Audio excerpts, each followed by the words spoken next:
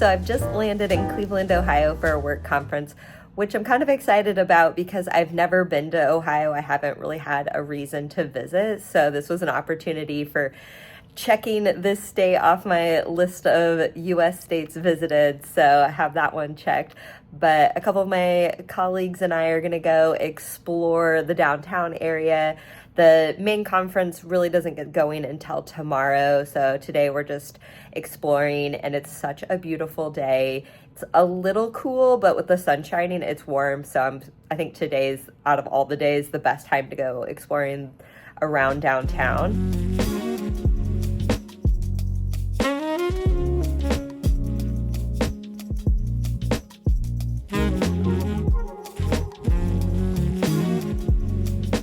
So we spent the entire afternoon exploring the downtown Cleveland area, which had some pretty neat places to go eat and drink. We walked down to the waterfront to see Lake Erie, so that now makes 2 or 3 of the Great Lakes that I've seen.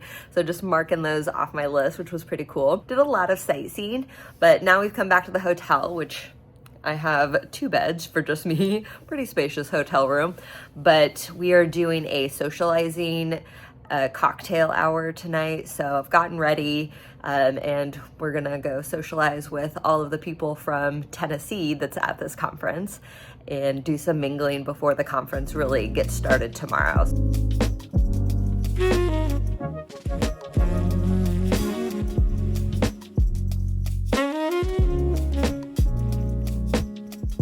I'm in between sessions here at the conference, so I thought I'd take some time and talk to you about my thoughts about Southwest Airlines' new boarding process, changes to different policies that they have, and just kind of all of that. So Southwest was known for their open seating policy, their 2 bags fly free, and just overall positive energy and vibe of anyone that you encountered that worked at Southwest, from gate agents to flight attendants. It was just, Southwest made the flying experience so much fun. So because of that, they almost had a cult-like following. I was one of them. I'm definitely loyal to Southwest for all of those reasons and more. They started out having so many options of low fares.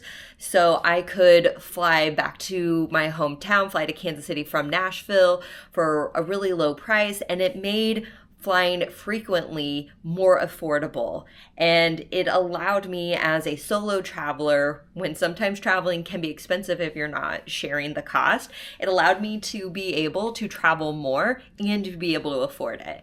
Also, I loved the open seating policy because, again, as a solo traveler, I could decide in that moment, once I got onto the plane, which seat I wanted to pick depending on what my priority was. So if the flight was a shorter flight and I wanted to get off the plane quickly, I may consider that middle seat up front as opposed to my preferred window seat if I really needed to get off the plane as soon as I landed. If I had a longer flight and I didn't have as much of a need to deplane quickly once the plane landed, then I would choose the next available window seat that was open. So I had that flexibility to decide right then and there what I wanted to prioritize. But now that Southwest has changed their policy and that you now have to pay for a seat, and depending on which fare class you purchase, you may be able to pick your seat ahead of time, or you have to wait until check-in the 24 hours before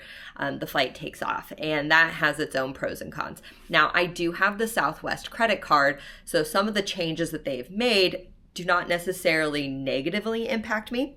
So I have the Southwest Priority Card, so I can purchase the basic fare, the cheapest fare, and still be able to pick my seat upon purchase because of my credit card, as well as I can check a bag without paying for it because I have the credit card, and that's one of the benefits. But if you don't have the credit card, then to have those benefits, you either have to purchase a higher fare class or purchase those add-ons for now a hefty price, because Southwest has changed their baggage fees to, again, no longer 2 bags fly free, you have to pay for it, and those prices are now in line with the legacy carriers, Delta, United, American.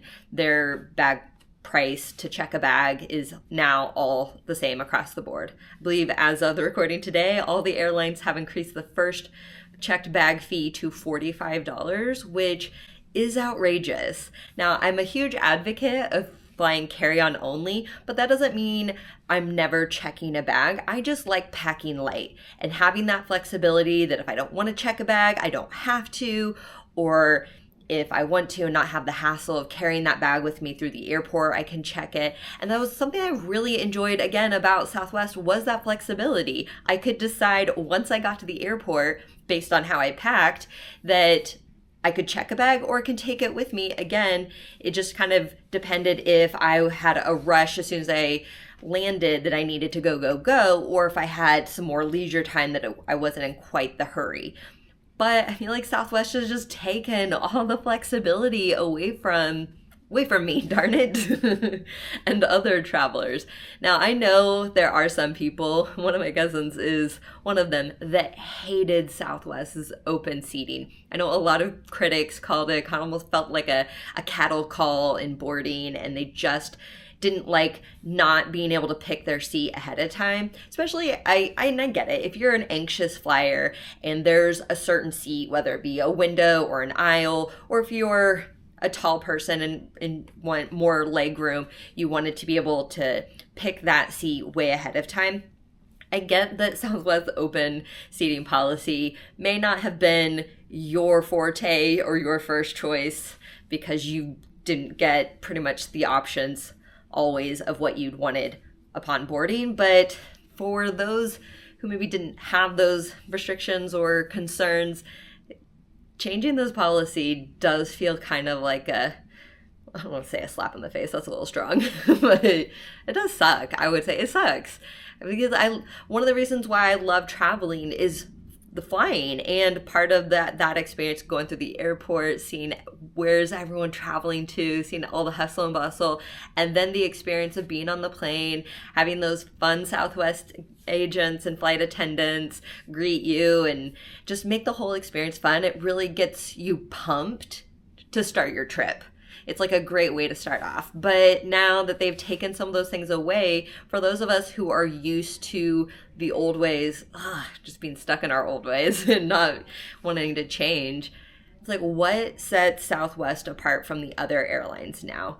Because they have switched all of their policies, their boarding process and everything to be very in line with the other legacy carriers, but they still don't have all of the benefits that the other airlines have. They don't necessarily have lounge access or a true first class or business class sections. I know they're in the process of upgrading their aircrafts, but how long is that going to take? What is that going to look like?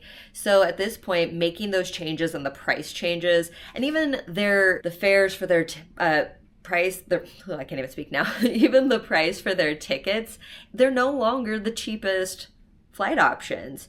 So it's like, what truly are you getting for what you're paying for? There were so many benefits, and including a lower airfare. I have tracked the flight prices from Nashville to Kansas City ever since I moved to Nashville. So for almost over 10 years, and I have seen that price hike. I used to be able to find on a sale that Southwest is having, $49 one way. Now the cheapest is $149 one way. And that's just outrageous. It makes those quick, spontaneous trips not as feasible as they used to be. Those of us who want to travel more and do out and back trips and do all these quick trips, or just a lot of frequent trips where we're not necessarily flying for business, we're flying for fun and we're funding it all ourselves, there's no longer, in my mind, an option for those lower prices. There's still the budget carriers like Spirit, Frontier, which I've yet to fly, and they may have their own pros and cons to them, but I was a huge Southwest loyalist, and all of these changes are kind of making me rethink that. And along with that, with the credit card, they've increased the annual fee. So I haven't decided if I'm going to keep the credit card or not.